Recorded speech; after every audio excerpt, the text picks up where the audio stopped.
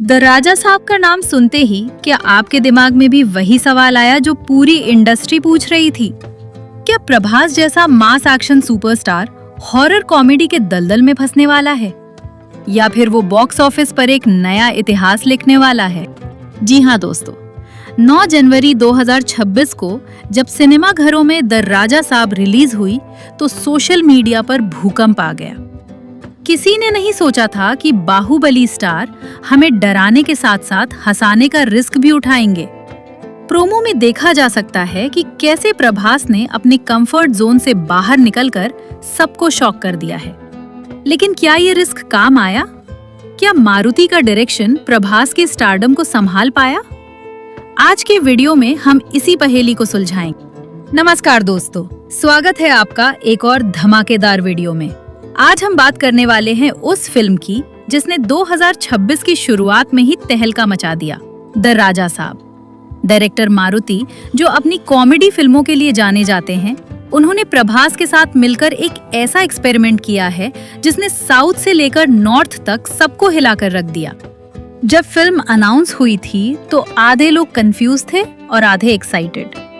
Action फिल्मों के बाद हॉरर कॉमेडी, ये एक जुआ था।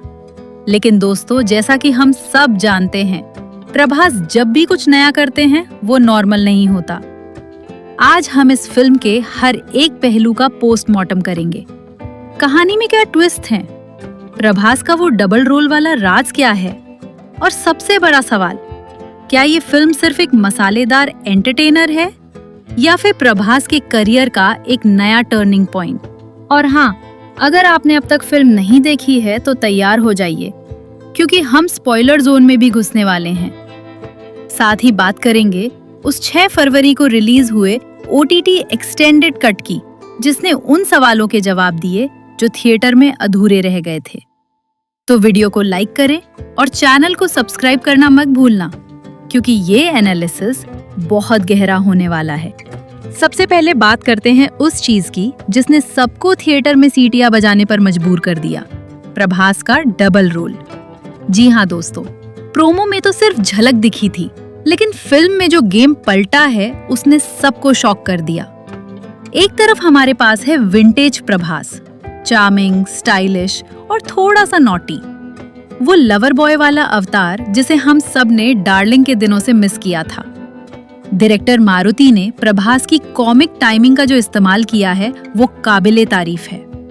आप लोगों को क्या लगता है, क्या प्रभास को एक्शन छोड़कर कॉमेडी पर ज्यादा ध्यान देना चाहिए? कमेंट करके जरूर बताइए। लेकिन असली खेल शुरू होता है जब एंट्री होती है दादाजी की आत्मा की। दोस्तों, मेकअप और VFX ने यहाँ कमाल कर दिया है।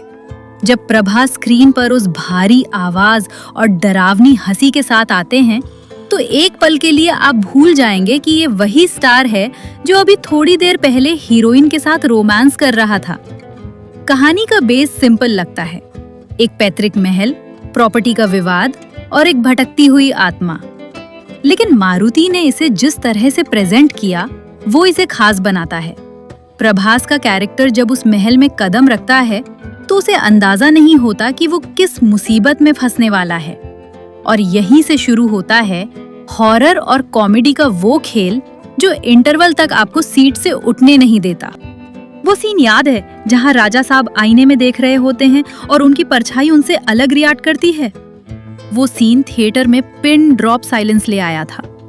दोस्तों, ये सिर्फ जंप स्केयर नहीं था, ये एक वार्निंग थी कि आगे जो होने वाला है वो कंट्रोल से बाहर जाने वाला है।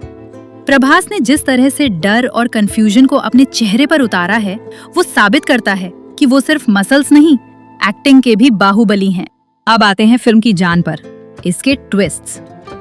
दोस्तों, हॉरर कॉमेडी में अक्सर कहानी कमजोर पड़ जाती है, लेकिन द राजा साहब में ऐसा नहीं हुआ।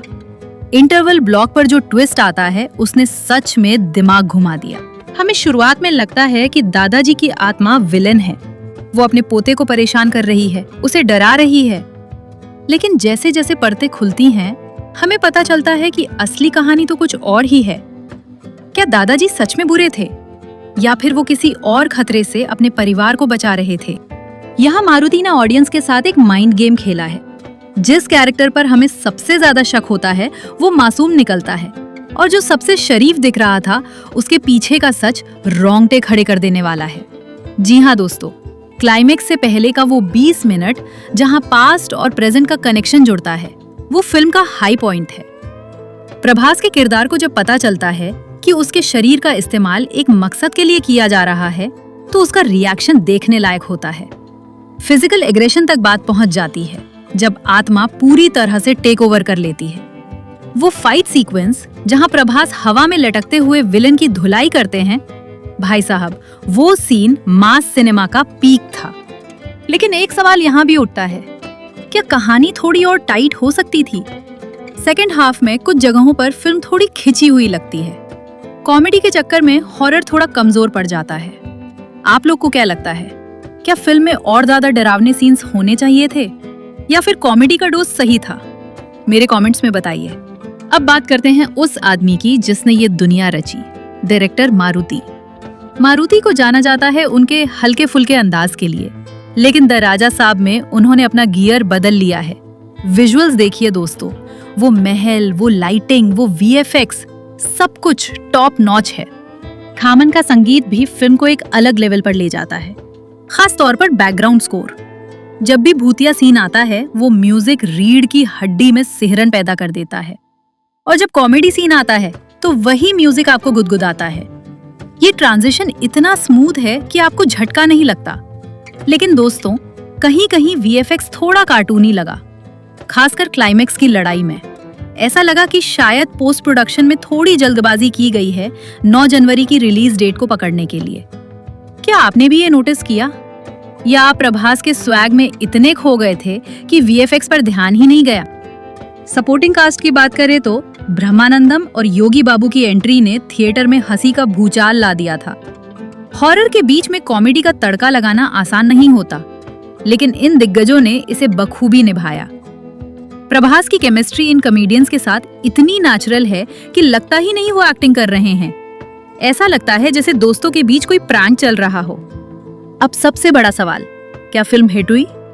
जी हाँ दोस्तों, बॉक्स ऑफिस के आंकड़े झूठ नहीं बोलते। 9 जनवरी 2026 को रिलीज होते ही फिल्म ने ओपनिंग डे पर ही रिकॉर्ड तोड़ कमाई की। संक्रांति के मौके पर रिलीज होने का फायदा इसे मिला और फैमिली ऑडियंस ने इसे हाथों हाथ लिया। क्रिटिक्स ने मिक्स रिव्यूज दिए, किसी ने कहा मास्टरपीस तो किसी ने कहा एवरेज। लेकिन पब्लिक का वर्ड ऑफ माउथ इतना स्ट्रॉन्ग था कि फिल्म ने पहले हफ्ते में ही अपना बजट रिकवर कर लिया। ये साबित करता है कि प्रभास का स्टारडम कंटेंट से भी ऊपर है। सोशल मीडिया पर तो वॉर छिड़ गई है। कुछ लोग कह रहे हैं कि थिएटर कट बेहतर था क्योंकि वो क्रिस्प था, जबकि कुछ का मानना है कि ओटीटी कट ही असली फिल्म है। अब ये डिबेट तो चलती रहेगी, लेकिन एक बात तो साफ है, द राजा साहब ने प्रभास को एक नए जॉनर का राजा बना दिया है। क्या द राजा साहब प्रभास की बेस्ट फिल्म है? शायद नहीं, लेकिन क्या ये उनकी सबसे एंटरटेनिंग फिल्मों में से एक है? बिल्कुल जी हाँ। ये फिल्म एक प्रयोग थी और मेरे हिसाब से ये प्रयोग सफल रहा। इसने दिखा दिया कि प्रभास सिर्फ तलवार चलाने वाले योद्धा नहीं, बल्कि हमें हंसाने वाले जादूगर भी बन सकते हैं। अब बारी आपकी है। आप लोग को क्या लगता है, क्या प्रभास को ऐसे और एक्सपेरिमेंट करने चाहिए या उन्हें वापस अपने एक्शन जोन में लौट जाना चाहिए? और अगर आपने ओटीटी वाला एक्सटेंडेड कट देखा है तो कमेंट करके जरूर बताइए कि आपको वो कैसा लगा।